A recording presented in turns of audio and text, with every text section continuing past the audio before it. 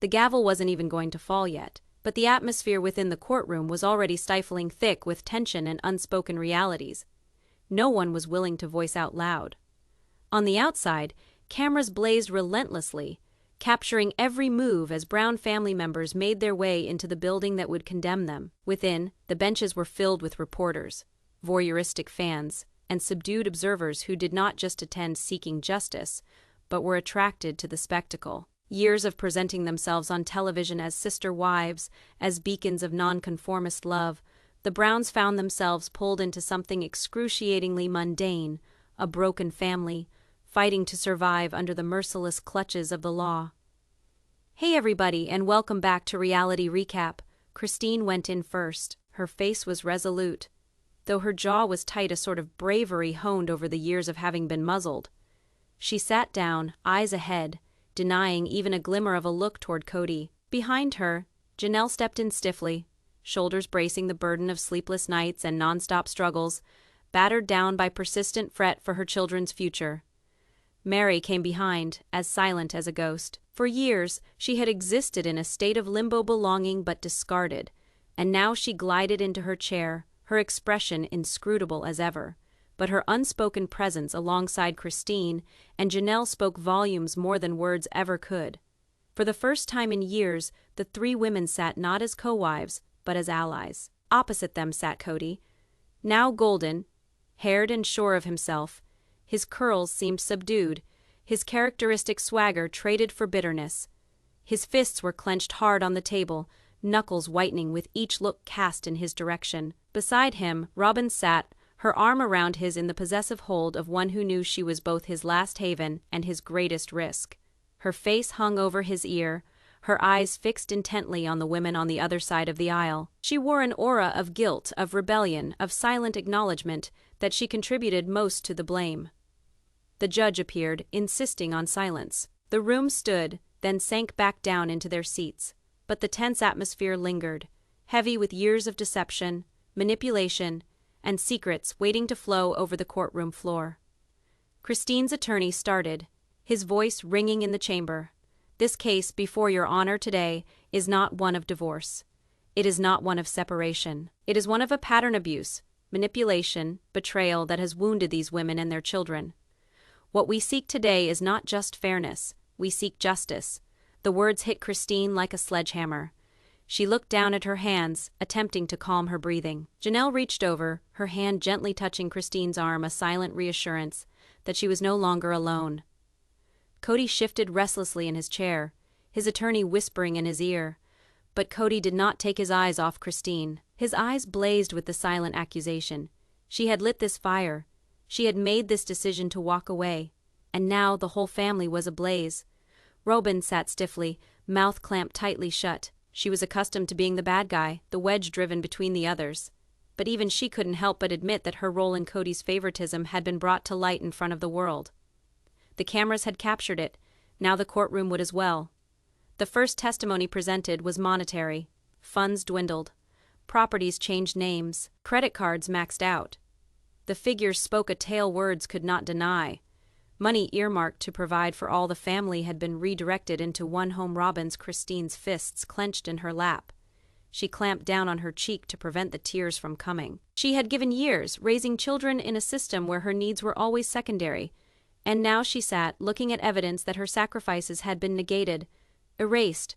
When Janelle spoke on the witness stand, her voice shook at the beginning, but steadied with each sentence. We trusted him. Every choice we thought we made together. I built a house with my own hands, invested every dollar I had to secure a future for our children. And then I discovered everything was gone. Secreted, transferred, expended for what? So one family could thrive while the rest of us fought to catch our breath. Cody pounded his fist on the table. That is a lie. I stood by all of you. I gave everything to this family. His voice became a shout before the judge's gavel came down. Mr. Brown, please calm yourself, the judge interrupted sternly. The room hummed with murmurs, reporters writing furiously. Cody's carefully crafted public image was shattering, each tirade widening the cracks. Meri sat in silence, her lips pinched thin, face pale. She was the original wife, the one who had believed in Cody when all this fantasy started. Now she'd lost the most. Her marriage, dignity, place in the family, speak she was told. She hesitated. Then, in barely a whisper, said, "I remained for hope. Hope that someday he would see me again. But hope is nothing when trust is lost." The words were low, but the subsequent silence was devastating. Even the reporters hung forward, struggling to hear every word. Cameras clicked furiously. Even the judge looked up from his papers at Meri, with some expression that could have been sympathy. On the other side of the aisle, Cody's jaw tightened, his face set in a hard line. Robyn looked into his face for reassurance, but he will not look at her. For once, he looked small, bound by words expressed out loud. Christine finally turned to him. No blaze of retaliation in her eyes, no remaining anger to burn. Just quiet resolve, the steady determination of a battered woman who had been broken too many times, who finally had the strength to stand. She did not need to say a word. Her silence said it all. The judge ordered a recess, but the wound had already been opened. The Browns, once paraded before the world as a model of faith and unity, now sat broken, divided by lawyers, tables, and truths too volatile to keep under wraps. The cameras outside would create their own narrative, but in here, the truth was certain. This wasn't about love or family or even faith anymore. This was about survival. And survival came to mean breaking down the man who had sworn to protect them all before. When Christine, Janelle, and Meri stood and collected their papers, every step had significance. They had entered as individuals, but they were leaving in one collective body, standing together side by side. In the distance, Cody sat hunched over, head in his hand. Robyn's grasp flaccid in his hand. For all his bluster of power, strength, and leadership, he appeared for the first time helpless. And thus, under the burden of years falling heavily upon them all, the real fight commenced. Day 2 of the trial broke with greater tension than Day 1. News of the incendiary opening arguments had already traveled far and wide through news reports, podcasts, and fan sites. Yesterday's courthouse had been packed. It was packed to capacity today. Shoulder to shoulder, journalists jammed in, cameras snapping as the Browns stepped out. Step by step, outside, fans who previously adored the sister wives world now held up signs, some favoring Christine, Janelle, and Meri, others calling for answers from Cody and Robyn. The slick version cut for TLC had been destroyed. Now the unvarnished, unhinged reality had spilled into the culture. Inside, the judge didn't hesitate. "We will go on today with witness testimony," he stated firmly. His tone was controlled, but his gaze sliced straight to Cody, who had almost lost his temper the day before. Christine's attorney called the first witness, a financial auditor who had been hired to review the Browns' records. Putting on his reading glasses, the man set down a fat stack of papers in front of him. "Your Honor," he started, "our audit found a distinct pattern of mismanagement of money.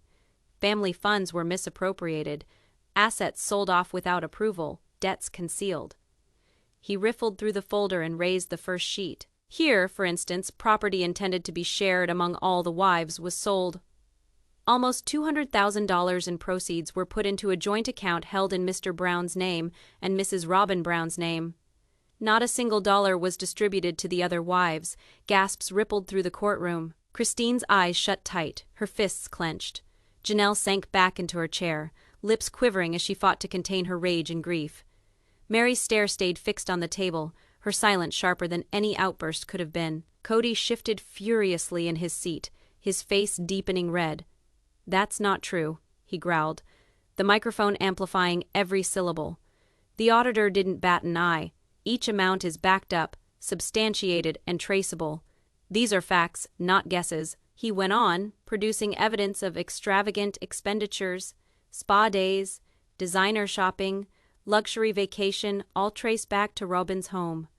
Christine's attorney's tone cut through the air. While Christine was fighting to take care of her children, while Janelle was peddling personal items to cover expenses, Mr. Brown and Mrs. Robyn Brown were taking private vacations in luxury. That is the truth before this court. Favoritism that not only hurt these women emotionally, but ruined them financially. That was more than Robyn could handle. She snapped, her tone shrill, defensive. "That is a lie. The trips were for the show.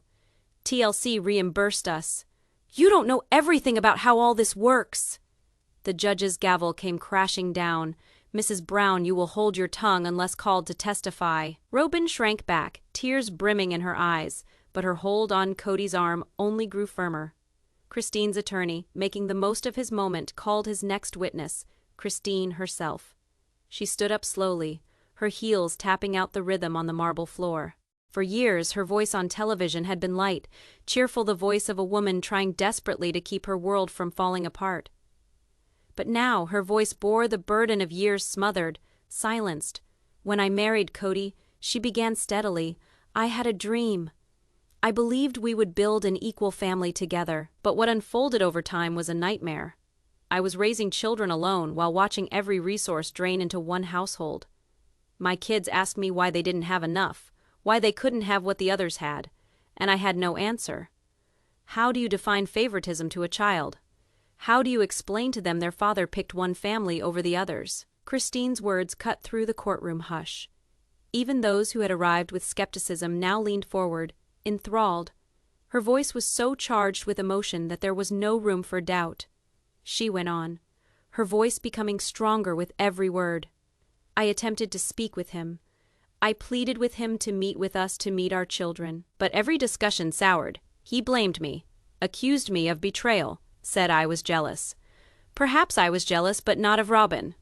I was jealous of fairness, of love, of respect, things we all deserved, but never found. She began to cry, but she did not break. The power in her words was not bitterness, but survival. When I finally left, she went on, I thought it was over. But then I discovered the money, the houses, the lies. That is when I knew it wasn't just emotional abandonment, it was betrayal. Every single definition of the word. The courtroom was silent with shock. Even the judge hesitated, then nodded slowly, making it possible for her to sit down. Christine's shoulders were higher than they had been when she'd gotten up, a silent victory. For the first time, the truth was no longer spoken in hushed tones. It was revealed.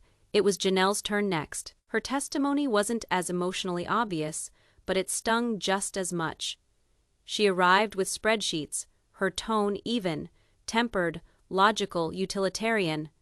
I managed the family finances for years, she started. I knew where the money was to go, but when I questioned Kody about missing money, he brushed me off, explained that I didn't see the larger picture. Well, here's the large picture. Thousands of dollars were gone again and again, and now we have exactly the place that it went. Her matter of fact report, based on documented facts, depicted an even more damning scenario than Christine's hot testimony. She wasn't exaggerating. She was sharing undeniable proof. By the time she completed, Kody shook like a leaf. He glared at his attorney, face contorted with rage. When finally allowed to speak, Kody stood up. Your Honor, he started, voice quivering, not with weakness, but anger. These women are deceiving everyone. I loved them. I took care of them. Everything I ever did, I did for this family. Yes, I made errors. Yes, I spent. But don't you see? They betrayed me. They left. They destroyed this family, not me. He pounded his fist on the table, stabbing Christine with it. She poisoned their minds against me. She wanted to leave, and now she is taking everyone with her. This isn't about money. This is revenge. Whispers circulated in the courtroom. Writers crunched away, the phrase revenge already emblazoned across the headlines in their minds. The judge thumped his gavel until the room was quiet again. Christine didn't blink, her eyes glued to his, unflinching. This isn't revenge, Kody, she whispered, but was loud enough that everyone in the courtroom could hear. This is the truth. The silence afterwards weighed more heavily than any yelling possibly could. The judge ordered a further recess, and chaos broke out as soon as he departed. Cameras clicked, reporters rushed for quotes, and public took over the room. The vision of the ideal Brown family was destroyed, replaced by a battlefield of lies, deceit, and broken trust, all exposed for the world to witness. And everyone knew that this was merely the start. The 20-minute recess did nothing to relieve the tension. It had grown, looming over all of them like an impending storm. Kody clenched his jaw, muttering quickly to his lawyer, eyes darting between Christine, Janelle, and Meri. Robyn sat rigidly next to him, her puffy, tear-streaked face grasping a tissue until it began to rip. Opposite them, the other 3 women sat in a huddled block, tied together silently, wordlessly. When the judge returned to the bench, his gavel banged. The court is back in session. We will continue with additional evidence presentation. His voice was authoritative, not warm. Absolute silence descended. Christine's attorney rose, speaking to the court. Your Honor, we will next present evidence of property transfers and secret accounts. This will demonstrate a consistent pattern of betrayal, lies, and intentional injury. A screen lit up before the courtroom as papers were disclosed.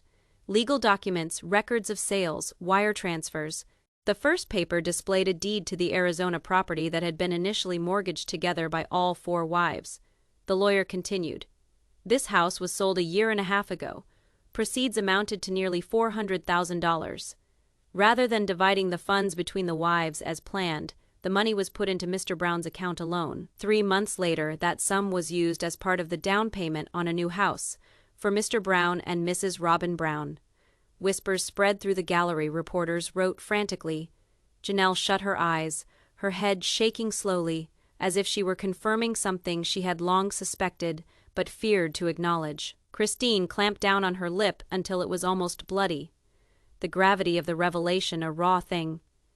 Meri, who had hardly uttered a word all day, gritted her teeth so hard that her knuckles were white.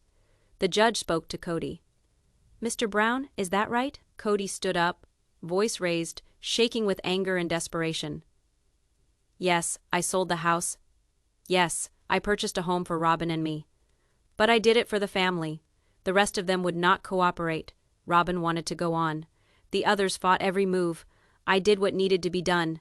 Christine's attorney jumped on this. So you are acknowledging that you consciously excluded the other wives, went against your word, and treated one wife better than the others? Kody's face turned beet. Red. I did what was best for us. Best for you, Mr. Brown, the attorney retorted, voice ringing off the walls of the courtroom. Not for them. Christine couldn't keep quiet any longer. Her voice pierced the quiet, laced with agony.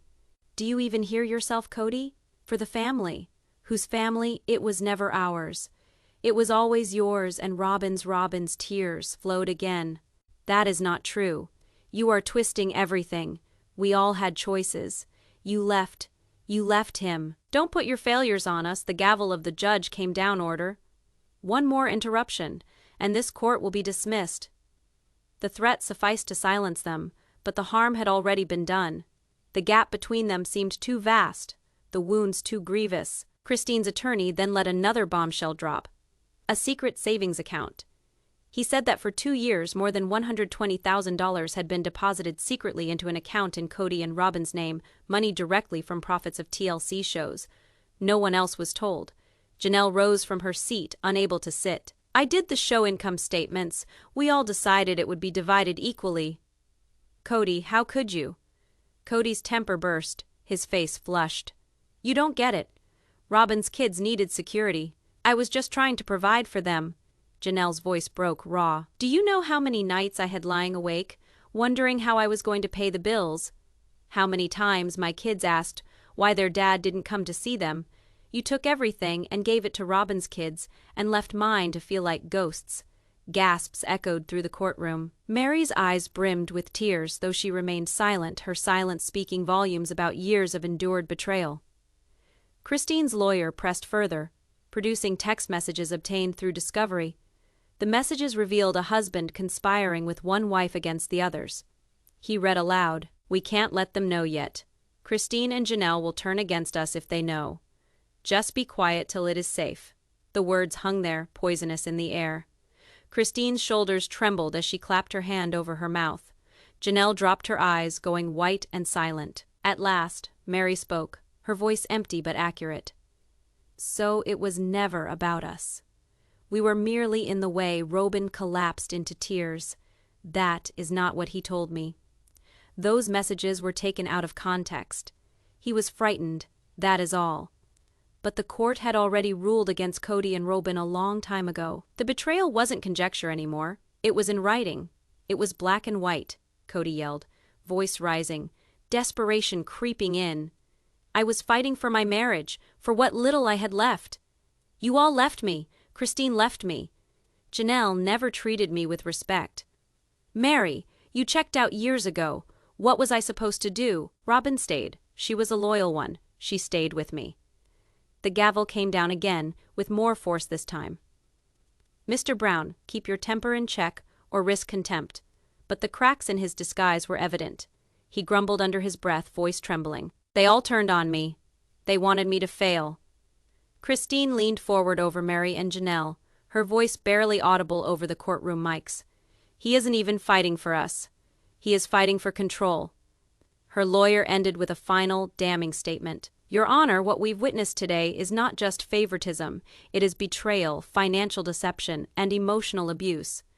The wives were misled, the children abandoned, their futures stolen. This was not a marriage. It was manipulation, and it is time the truth carries consequences. The judge nodded, face inscrutable, and the court was adjourned for the day. But pandemonium broke out the instant the gavel came down. Reporters rushed about, phones flashed with breaking news, secret accounts revealed. Kody cheats wives for Robyn Brown family. Courtroom erupts with secrets. Kody slammed out, pulling Robyn by the hand, while Christine, Janelle, and Meri stayed behind, holding each other close in unstated unity. They had been depicted as rivals for years, women set against each other to serve polygamy. Now, in betrayal and flame, they were sisters not by desire but by compulsion, and the world watched it all.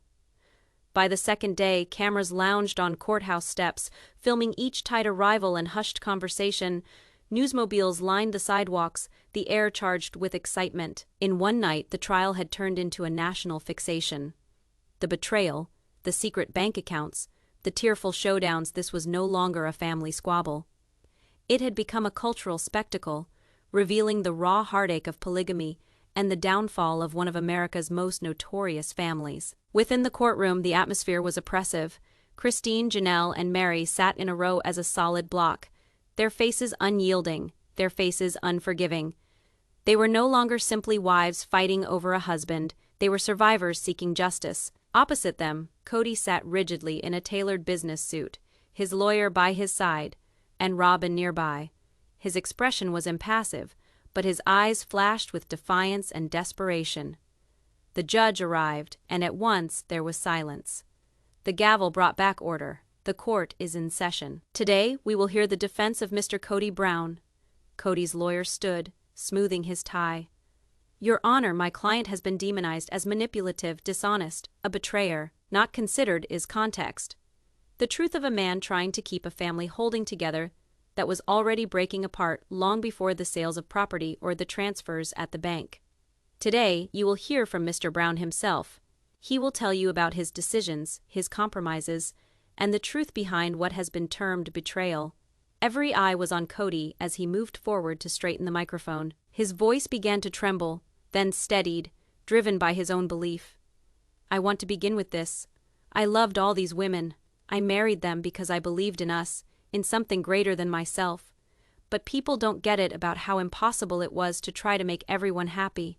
Every decision I made was criticized. Each plan ripped apart, each dream shattered. I was drowning. And when I turned to someone who would have my back, someone who wouldn't battle me, it was Robyn. She stood with me when no one else would. Christine braced in her chair, jaws locked. Janelle crossed her arms, eyes fixed on some point ahead. Meri's eyes were wet with tears, though she didn't speak. Kody continued, voice stronger now. The selling of assets, the bank accounts, those were not betrayals, those were survival. I was attempting to secure the future of the family, but the reality is this family broke up many years ago. Christine left, Janelle decided on independence over marriage, and Meri, she shut me out a long time ago. What was I going to do? Stand by and watch everything fall apart, or attempt to construct something from the one human being left who still believes in me? The courtroom shifted uncomfortably. His words were laced with pain, but laced also with self-preservation, the stance of a man boxed in by impossible expectations. Christine's attorney leaned forward. Mr. Brown, no one coerced you into secreting cash. No one insisted that you leave out 3 wives and pay attention to only one. You talk of survival, but was it survival or dominance? Were you not simply asserting power by keeping them in the dark? Kody's fists were clenched on the table. You don't get it. You've never lived in a plural marriage. You think it is simple: 4 houses, 4 sets of needs, continual criticism. I did my best, and it was never good enough. Robyn gave me peace. She gave me loyalty, the others offered ultimatums. I didn't want control, I wanted to serve them. There is a difference. Christine finally spoke, her voice steady but trembling. Lead us, Kody. You never led, you ordered around. And when we fought, you punished us with silence, with absence, with betrayal. You tell me Robyn brought you peace, but what you are really saying is that she never questioned you, never debated with you. That is not loyalty. That is obedience. And you lapped it up because it made you strong. Janelle supplemented, her voice gentler but no less biting. You profess to lead, yet leadership is hearing. Leadership is sacrifice for everyone, not merely those who are convenient. You left us emotionally before we even physically departed. Meri's voice came through next, gentle but with a piercing edge. I stayed, Kody. Even after it all, I stayed. And what did I receive? A husband speaking to the world that he didn't love me.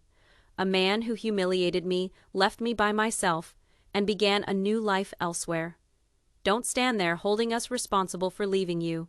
You left us first. The courtroom weighed her words. Kody's face contorted, eyes flashing. His defense crumbled. I hurt too. Did it not ravage me when Christine shattered my heart, when Janelle betrayed me, when Meri ceased reaching? Robyn was the only one who did not drown me. Was it amiss that I held on to her? The judge intervened calmly. Mr. Brown, this court is not here to judge who loved whom more. We are here to decide whether your actions were lawful, and just personal drama may explain, but it cannot excuse. The defense attorney quickly jumped in. Your Honor, consider the intense media scrutiny. This family has lived under cameras for years. Each argument, every break, every defect had been aired for the cameras. My client was in an impossible position, trying to hold up the pretense of being together for the show, for money, and for the survival of the family as a whole. Any suspicious choices might have been made through desperation to save not just his marriages, but their economic security as well. Christine's attorney quickly rebutted, but the records specifically indicate that only Mr. Brown and Mrs. Robyn really profited from this survival. The others were struggling, the children suffered, and one household prospered. This isn't a question of media pressure. This is about choices, and Mr. Brown's choices consistently benefited one household at the expense of the others. Kody stood, his voice shaking between plea and outrage. I was trying to preserve love. I was trying to preserve the one thing in my life from falling apart. If I let the others go, it was not because I did not love them, it was because I could no longer keep them all. You say it was control. I say it was survival. I was holding on to love while the rest of it fell out of my grasp. The courtroom went still. Even the reporters paused mid-pen. His words were raw, desperate, achingly human. But the mountain of evidence behind him remained unmoved. Christine leaned towards Janelle, speaking softly. Her eyes locked onto Kody. He still doesn't understand. It wasn't about giving birth to us. It was about walking with us, and he never did. The judge straightened up, face stern. This court has heard the case of Mr. Brown. We will hear closing witness testimony before deliberation. I want to make one thing very clear.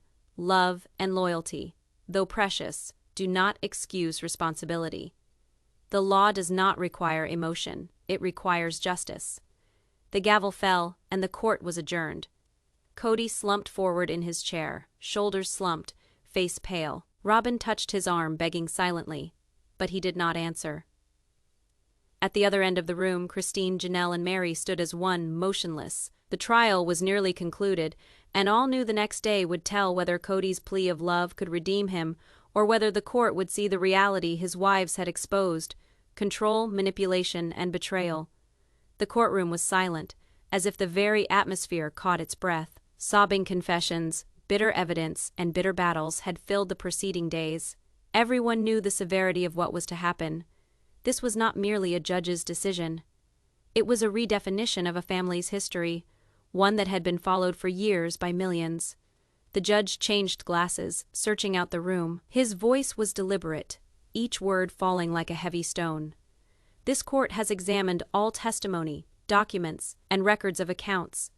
We have heard both charges and defenses. Judgment will now be handed down.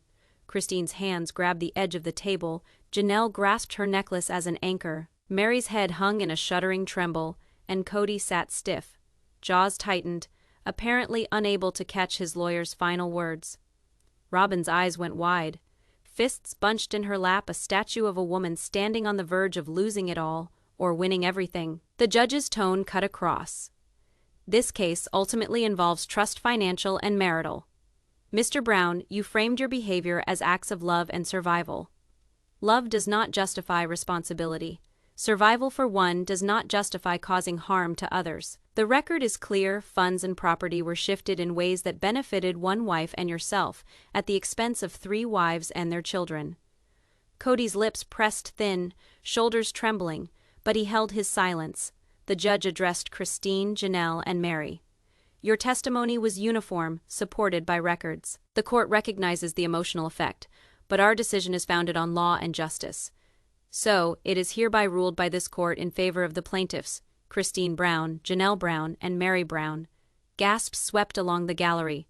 Notebooks scrawled wildly, cameras clicked like machine gun fire. Christine's face widened in shock before tears flowed uninhibitedly. Janelle released a heavy, relieved gasp. Meri clapped hands over her mouth, stifling a sob that had waited for years. The judge held up a hand to regain order. Mr. Brown, the court holds your actions were financial manipulation and a violation of marital trust. You are commanded to disgorge $750,000 worth of assets, to be shared equally among the plaintiffs. In addition, a trustee will be appointed to manage any remaining family finances, to ensure transparency and justice in the future. Kody pounded his fist on the table, shocked. That is not right. That money was meant for our future, for the security of the family. You don't understand. His voice cracked, raw and pleading. The judge glared at him sternly. Mr. Brown, your definition of security is your court's definition of favoritism and hiding. You talk of family, but in doing so, you only maintained your own portion. This isn't leadership. This is manipulation disguised as love, and this will not be accepted. Kody's shoulders hunched, his face contorted between rage and despair. Robyn bent over him, whispering wildly, but he hardly appeared to hear her. The world he had constructed, the family he had held on to, was shattering on him. Christine rose slowly, her words trembling but unshaken. Your Honor, thank you. This isn't about money. It is about dignity, about being seen. At last, our wounds, the ones that cameras could never see, are known. This verdict doesn't erase them, but it tells us we were heard, and that what was done to us was wrong. Janelle's voice came next, calmer but resolute. This is not revenge. This is justice, for us, for our children, for all the promises broken and trampled on in the interest of family unity. Meri spoke softly, almost to herself, but picked up by the mic. Perhaps now we can finally mend. The judge nodded gravely. This court hopes healing will start. And healing begins with the truth, and told today, it has been. He rapped the gavel again. Court was recessed. The sound echoed. Final, irrevocable. Panic broke out at once. Reporters pushed forward, microphones shoved in all directions. Christine, are you pleased with the ruling, Janelle? Do you think Kody will obey? Meri, what does this mean for your life? The women did not respond. They clung together, leaving side by side, hand in hand for the first time in years. Cameras snapped non-stop. Their photos, stopped in solidarity, would headline tomorrow's papers. Sister wives court battle ends in shocking verdict. Wives claim victory over Kody Brown within. Kody sat in shocked silence. His lawyer worked through documents silently, not meeting his eyes. Robyn softly cried, wiping away her tears with a tissue. Kody finally spoke to himself. I gave them everything, and it still wasn't enough. But Christine's words hung louder, resounding throughout the courtroom and beyond. You never walked with us. You walked over us for the Browns. Their family that they once knew was lost. TLC cameras, excluded from the courtroom, still recorded the aftermath outside. The rage, the weeping, the quiet, and viewers would analyze every look, every phrase for months to come. Headlines blazed across big news that night. Judge rules against Kody Brown in family court showdown, polygamy dream collapses in courtroom, sister wives finally break free behind the headlines. The true story existed in the still spaces. Christine's tears were not only tears of relief but tears of sorrow for lost years. Janelle hugged her children close, at last able to promise them stability. Meri breathed softly, aware that the verdict provided her with the closure she had so long desired. And Kody, in his vacant gaze, in a house that was now impossibly still, he met the cruel reality. Though he had claimed so much survival, he was completely alone. The wives had gotten their voices back. The court had acknowledged their suffering, and the world had seen him fall. The Brown family, as they once knew it, was no more. In its place was a legacy, not of love but of betrayal forever, underscored by the gavel's slam. Although the verdict had been rendered, the wounds of this courtroom struggle would endure, informing every chapter of their lives to come.